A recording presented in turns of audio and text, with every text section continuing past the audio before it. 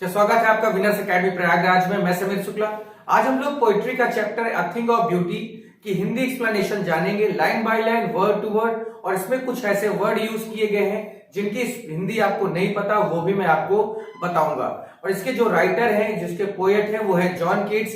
ये एक romantic poet है, यानी इनका जो ये जितनी भी इन्होंने पोएम लिखी वो फुली बेस्ड है नेचर, लव, इन्हीं सब चीजों पर। तो शुरुआत करते हैं इसकी पहली लाइन से।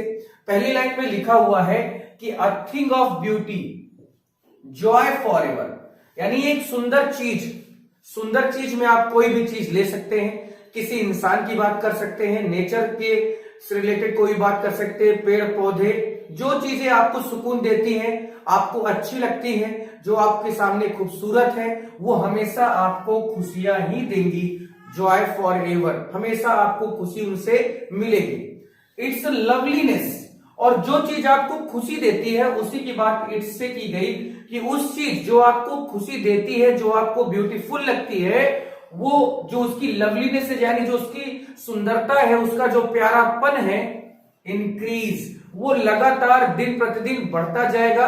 यानी ऐसा, ये एक ऐसी ब्यूटी है, इसका एक ऐसा जॉय है जो कभी खत्म नहीं होगा। It will never pass into nothingness, और ये कभी शून्य तक नहीं पहुंचेगा। यानी आप अगर किसी भी चीज को देखकर खुश होते हैं, फिर वो कोई सॉन्ग हो, कोई इंसान हो, कोई ट्री हो, कोई सीनरी हो, जिस चीज को आप देखकर खुश होते हैं, आपकी खुश होने की जो कंडीशन है ना, वो कभी भी नथिंगनेस तक पहुंचेगी नहीं। वो यानी वो चीज कभी जीरो तक नहीं जाएगी। आप हमेशा उस चीज से बने रहेंगे, जुड़े रहेंगे।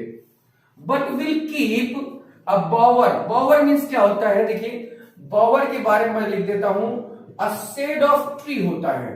शेड ऑफ ट्री, जैसे आपको पता होगा कि गर्मी के दिनों में लोग अगर किसी पेड़ की छाया के नीचे जब जाते हैं या बैठते हैं तो उन्हें एक सुकून मिलता है, एक उन्हें रेस्ट मिलता है, थोड़ा रिलीफ मिलता है उस गर्मी से, उस धूप से।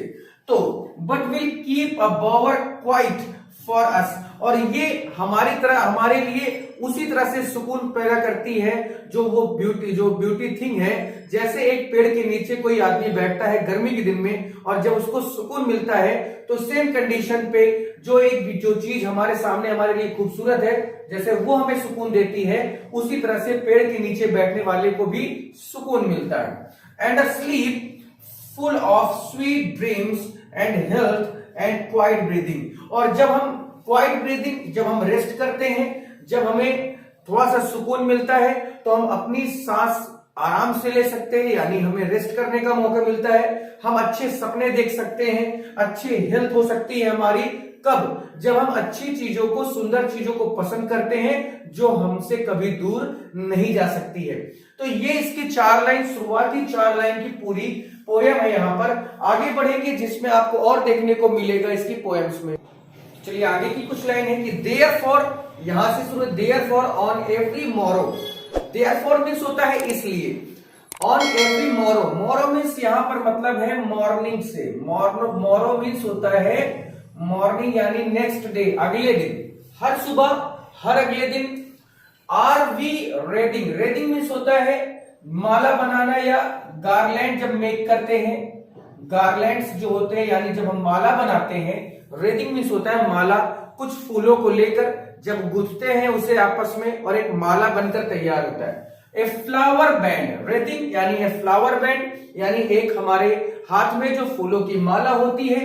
टू बाइंड अस, बांधे रखने के लिए, अस अपने आप को, टू अर्थ, यानी इस पृथ्वी पर हम लोग हर सुबह उठते हैं और फूलों की माला, चाहे वो भगवान को चढ़ाने के लिए हो या फूलों की खुशबू लेने के लिए हो, हर सुबह हम उठते हैं और माला लेते हैं या माला बनाते हैं, जिससे कि इस नेचर से हम जुड़े रहें। Spite of despondence, despondence means होता है निराशा।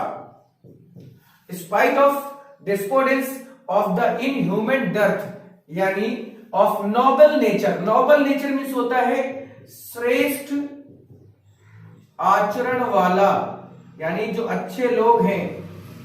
ठीक है, अब यहां पर पूरा इन दोनों लाइन का हमें देखना है क्या है कि in spite of despondence of the human dearth of noble nature of the gloomy days, समझना है हमें कि हर सुबह, हम मॉर्निंग में उठते हैं और फूलों को देखते हैं, फूलों को सूंघते हैं, फूलों को इकट्ठा करते हैं और उसका एक गार्लैंड बनाते हैं। जबकि इससे पहले का जो दिन था वो चाहे जैसा रहा हो, चाहे उदासी भरा रहा हो, निराशा भरा रहा हो, लेकिन हर सुबह हम एक नई सोच, एक नई एनर्जी के साथ उठते हैं। जबकि किसके ना होने के बावजूद, जबकि आजकल या इस समय, आने वाले समय में ऐसा लगता है कि जो महान लोग थे उनकी कमियां जो आज भी हमें दिखाई देती है, समझ में आती है, उनकी कमी से हम क्या होते हैं, निराश होते हैं। Of all unhealthy and over darkened ways, और वो उनकी कमी के कारण जो हमारा एक रास्ता होता है, हमारे अंदर जो एक खोज, हमारे अंदर किसी चीज को पाने की जो इच्छा होती है,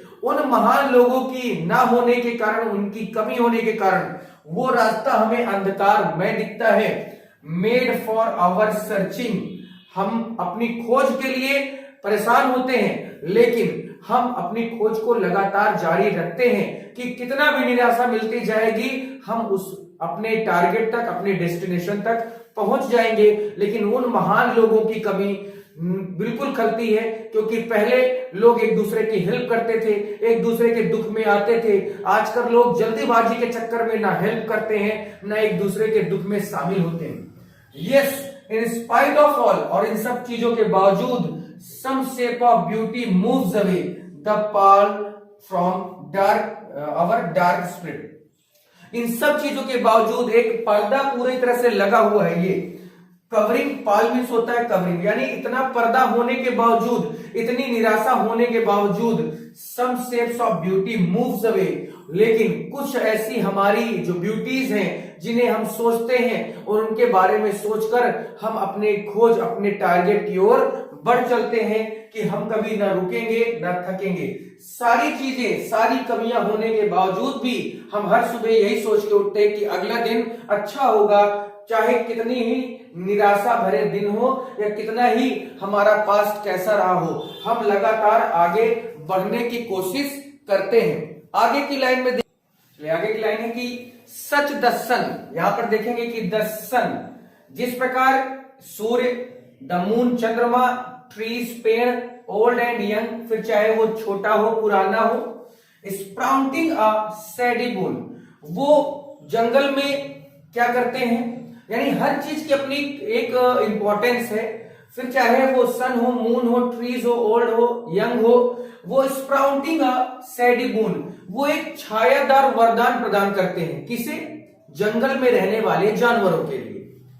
फॉर सिंपल शीप, भेड़ों के लिए। सच आर डेफोडिल्स, डेफोडिल्स क्या होता है?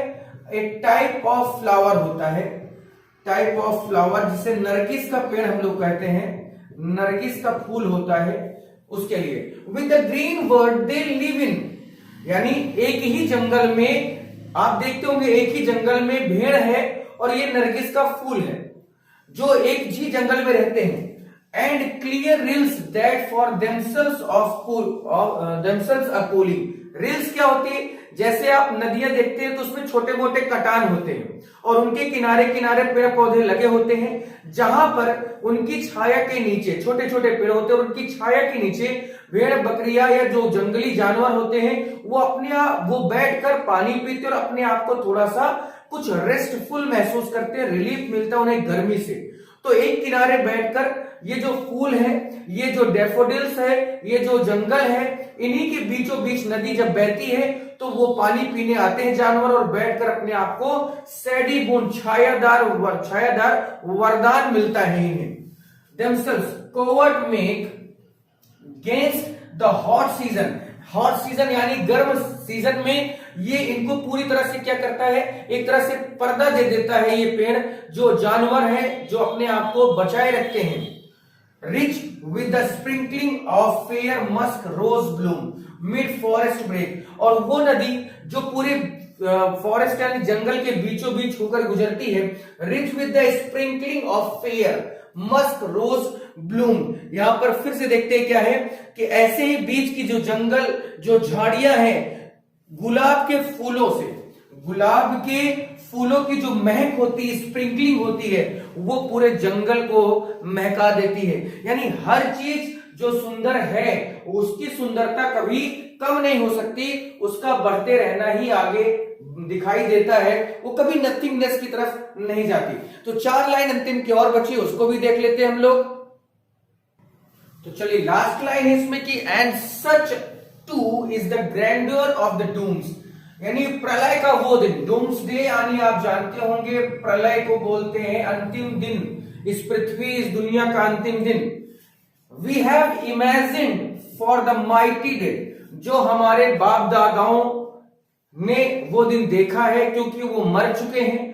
तो वो जो प्रलय का दिन है वो उसकी सोच, उसकी कल्पना हमारे दिमाग में बनी रहती है। एंड ऑल लवली टेल्स, और वो जो कहानियां जो हमारे बाप दादाओं ने सुनाई है, वी हैव हियर्ड और रीड, जो हमने सुनी है या हमें पढ़ाई गई है या हमने पढ़ी है। And endless fountain of immortal drink, वो एक प्रकार का अमृत है, क्योंकि इमोर्टल यानी नश्वर, हर इंसान, हर वो जो चीज वो एक दिन खत्म होगी जरूर। pouring us unto from the heavens bring, ये जो हमें ये कहानियां और इनसे जो चीजें मिलने के बाद जो सुख और जो हमें शांति प्रदान होती है, उसे हमें कहाँ देखना है, हमें कहाँ वो मिलेगी, उड़ेलना या डुबोना, ब्रिंक यानी इस दुनिया इस पृथ्वी के कॉर्नर पर। मैं एक बार हिंदी इसकी पढ़े दे रहा हूं, आप देखेंगे हिंदी इसकी है कि और ऐसे ही वैभव की हमने अपने पराक्रमी महान मृत बुजुर्गों के लिए प्रलय के दिन की में कल्पना की है। सभी प्यारी कहानियां जो हमने सुनी या पढ़ी है, अमृत का एक अनंत फव्वारा स्वर्ग के किनारे पर हमें डुबोता रहता है। फव्वारा यानी अमृत का पेय देता रहता है। तो I hope and I wish कि ये पूरी स्टोरी आपको समझ में आई होगी। अगर समझ में आई है तो अपने दोस्तों को जरूर शेयर करें, उन्हें बताएं क्लासेस चल रही हैं, और कल मैं इसकी सेंट्रल आइडिया आपको लिखाऊंगा। उसके बाद मैं पोइट्री के जितने भी एमसीक्यूज एक्सट्रैक्ट पोएम के हैं वो मैं आपको कराऊंगा। फिर आज के लिए इतना ही, थैंक यू।